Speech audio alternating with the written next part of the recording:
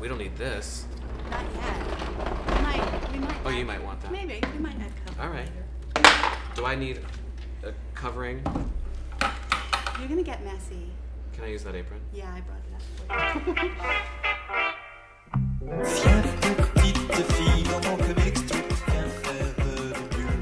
you. Welcome to another episode of Made Up. I'm your host, Danny Volk, and we are in the studio today of Amber GINSBURG. Thank you so much for having us. Pleasure. Amber is how to boil you down to a soundbite. Installation, multimedia, research-based artist. Yes. Dabbles in all things. Yes. And have been leaning more towards performance in the last 4 or 5 years. Okay. But I come from a background as an object maker, so I think about space and the relationship of the body through the way we interact and know about the world through objects. Nice. So, this is right up your alley, right? You're the object. Danny, do you want to get made up? Okay. All right. That sounds fun. So, when you asked me about this, my first question is, made up of what? Which is often kind of where I start a question. And so as we look at all of these colors and sort of all of these options before us, I think about sort of the source of or the origin of where those are from. And they're all earth elements. That's where we get our color. You know, the first making up was us engaging with dirt and our bodies. So I was wondering if I could make you up in dirt. Okay. Can I see the back of your head? So I'm painting you with slip. This is a liquid form of clay, and it's what most of the objects we engage with every day are made out of. And do you use slip a lot in your work? I do when I'm casting, yeah. So do you cast a lot? Is that sort of... I'm going to be casting a lot in the next couple of months.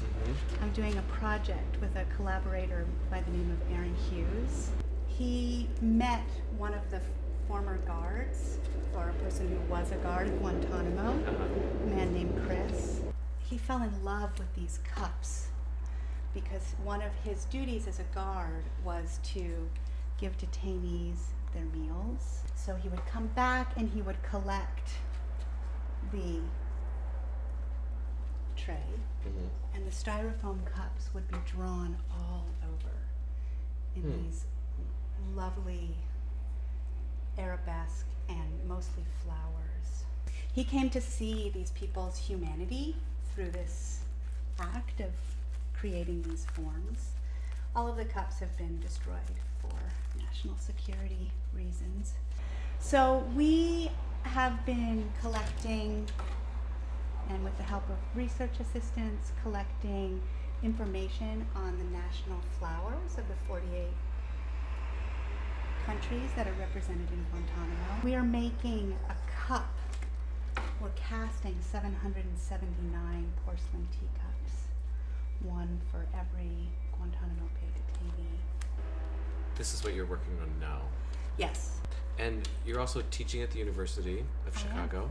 Yes. And you're working on a kiln there, right? Yes. So I was brought on to bring ceramics to the University of Chicago. And so I proposed that I would teach a class called How to House a Kiln.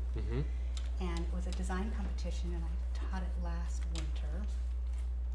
And it was amazing. A completely collaborative class.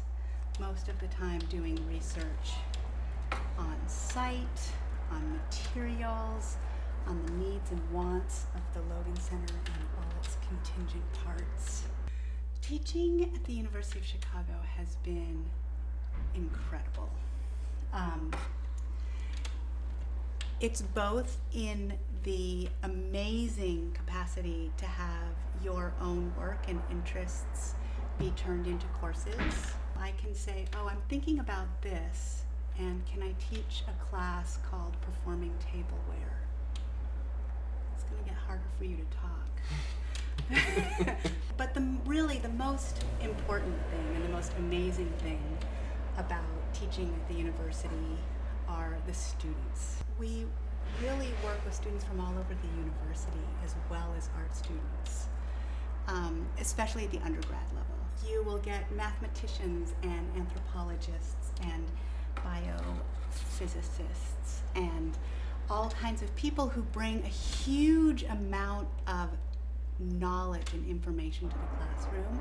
If you can draw on their bodies of knowledge and give them the skills to articulate complex nonlinear ideas visually, they just make tremendous work.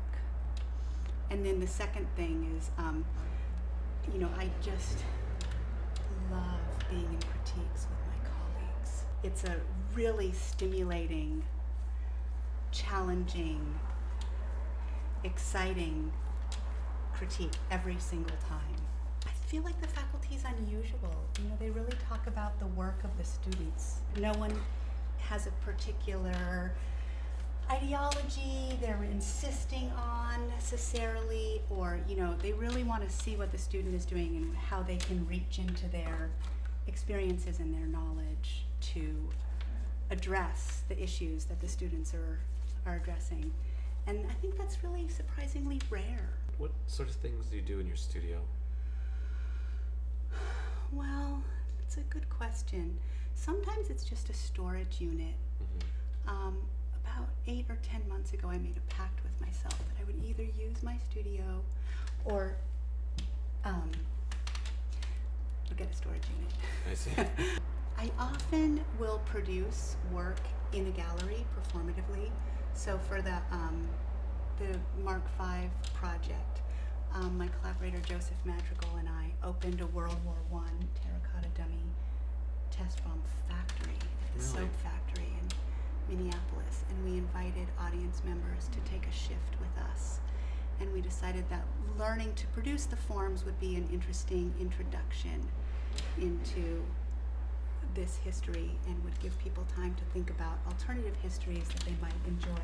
And we also made a wearable form you could check out, and we had white blooming seeds in them, and we wanted to work in contraindication to the military for precision and speed.